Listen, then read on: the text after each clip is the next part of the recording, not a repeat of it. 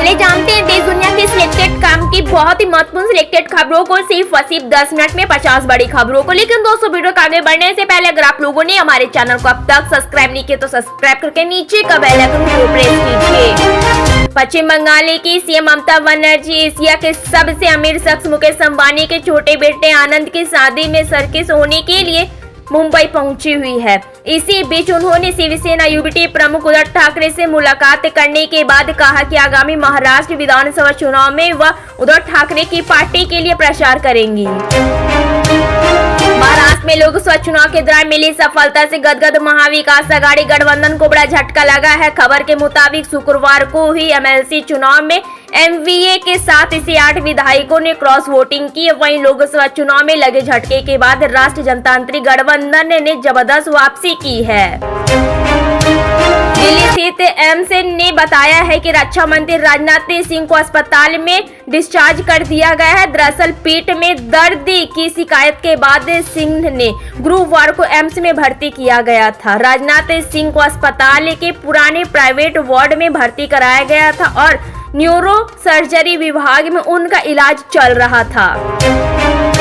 भारत मौसम विज्ञान विभाग आईएमडी ने अगले 3 दिनों के लिए गोवा, महाराष्ट्र, कर्नाटक और गुजरात में मूसलाधार बारिश की चेतावनी जारी की है। वहीं 16 जुलाई तक के लिए ओडिशा, अरुणाचल प्रदेश, असम, मेघालय, नागालैंड, मणिपुर, पश्चिम बंगाल, सिक्किम, बिहार, झारखंड, उत्तराखंड, राजस्थान, उत्तर प्रदेश और हिमाचल प्रदेश के कई हिस्सों में तेज बारिश की आशंका जताई गई है।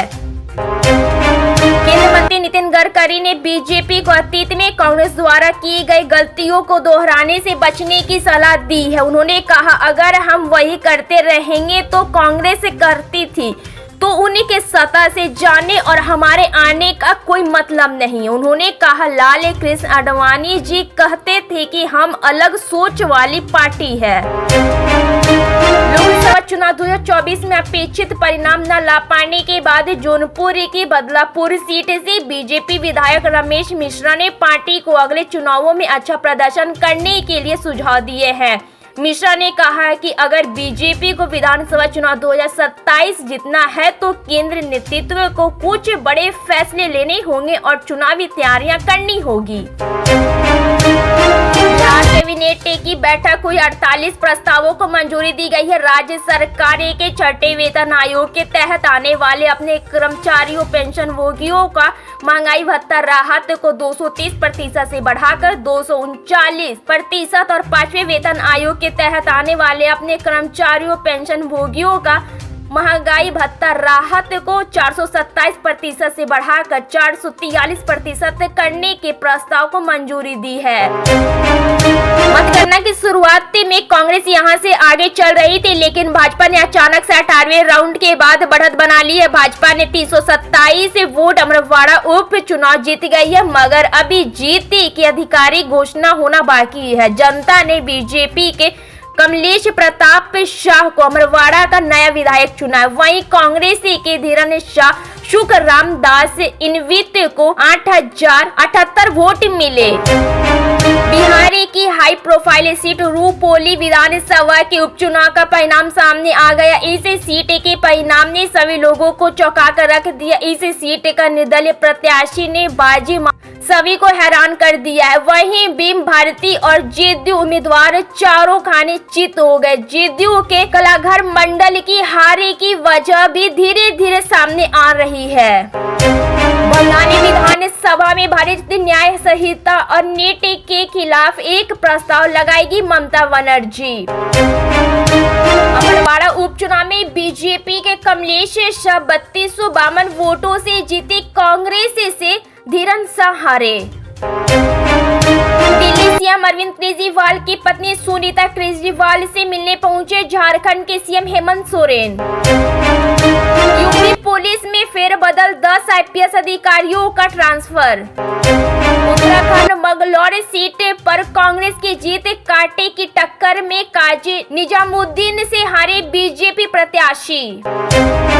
मध्य प्रदेश के अमरवाड़ा विधानसभा सीट उपचुनाव का नतीजा सामने आ गया है। इस उपचुनाव में जनादेश का फैसला भाजपा के उम्मीदवार कमलेश शाह के पक्ष में हुआ है। अमरवाड़ा के उपचुनाव के रुझान के दौरान जबरदस्त त्रिकोण मुकाबला देखने को मिला, लेकिन मतगणना के आखिरी राउंड में सारा खेल बदल गया और भाजपा के कमलेश शाह ने त्रिकोणीय मुकाबले में बाजी मार ली। कमलेश शाह ने 327 वोटों के अंदर से जीत दर्ज की है। इस जीत पर सीएम मोहन यादव की भी प्रतिक्रिया सामने आई है।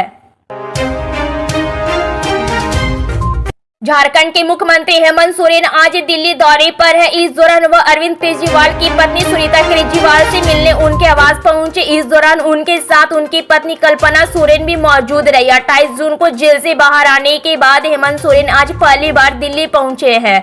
इससे पहले उनके जेल में रहने के दौरान कल्पना सोरेन भी दिल्ली आई थी। उस वक्त उन्होंने सुनीता केजरीवाल से मुलाकात कर उन्हें हिम्मत दी थी। दरअसल दिल्ली शराब घोटाले को लेकर अरविंद केजरीवाल 90 दिनों से जेल में बंद है। ऐसे में अब हेमंत सोरेन भी जेल से रिहा होने के बाद सुनीता केजरीवाल से मिलने पहुंचे हैं। हेमंत सोरेन की यह मुलाकात ऐसे समय में हो रही है जब कल सुप्रीम कोर्ट ने ईडी मामले में अरविंद केजरीवाल को अंतिम जमानत दी है। मध्य प्रदेश के छिंदवाड़ा जिले में अमरवाड़ा सीट पर हुए उपचुनाव में बीजेपी ने कड़ी टक्कर के बीच जीत दर्ज कर ली है। इस विधानसभा में भाजपा ने 16 साल बाद जीत दर्ज की है। साल 2008 के विधानसभा चुनाव में अमरवाड़ा से बीजेपी के प्रेम नारायण ठाकुर ने जीत हासिल की थी। शनिवार को ही पीजी कॉलेज में हुई काउंटिंग में काफी उतार चढ़ाव होते रहे हैं। शुरुआत 4 राउंड तक भाजपा आगे रही, लेकिन इसके बाद कांग्रेस प्रत्याशी धीरन शाह ने वापसी की और 17वें राउंड तक लीड बनाए रखी। पश्चिम बंगाल की सीएम ममता बनर्जी ने ऐलान किया है कि उनकी सरकार बंगाल विधानसभा के अगले सत्र में भारतीय न्याय संहिता और नीट के खिलाफ प्रस्ताव लाएंगी। ममता बनर्जी ने कहा कि बंगाल में हमने उपचुनाव में सभी 4 सीटें जीत ली है। ममता ने कहा कि हम इस जीत को लोगों को समर्पित करते हैं, हम इसका जश्न मनाएंगे। उन्होंने कहा कि ये जनादेश एनडीए के पक्ष में नहीं बल्कि इंडिया ब्लॉक के पक्ष में है। कांग्रेस ने दावा किया है कि जम्मू कश्मीर के उपराज्यपाल की शक्तियां बढ़ाए जाने का मतलब यह है कि निकट भविष्य में इस केंद्र शासित का पुणे राज्य का दर्जा बहाल होने की संभावना नहीं दिखती। पार्टी महासचिव जयराम रमेश ने कहा कि सभी राजनीतिक दलों में इस बात को लेकर आम सहमति रही है कि जम्मू कश्मीर को फिर से पुणे राज्य बनाना चाहिए।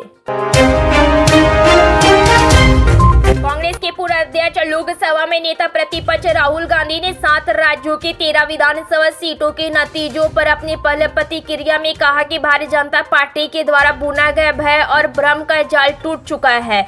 यह उपचुनाव के नतीजों से स्पष्ट हो चुका है। उन्होंने कहा कि किसान, नौजवान, मजदूर, व्यापारी और नौकर पेशा समेत हर वर्ग तानाशाही का समूल नाश कर न्याय का राज स्थापित करना चाहता है। अपने जीवन की बेहतरीन और संविधान की रक्षा के लिए जनता अब पूरी तरह से इंडिया के साथ खड़ी है।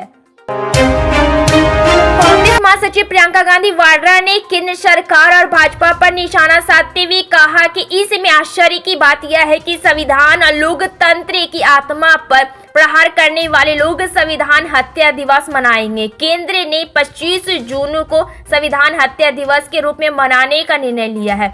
इसी दिन 1975 में आपातकाल की घोषणा की गई थी। 25 जून को हर साल मनेगा संविधान हत्या दिवस। कांग्रेस ने साधा निशाना।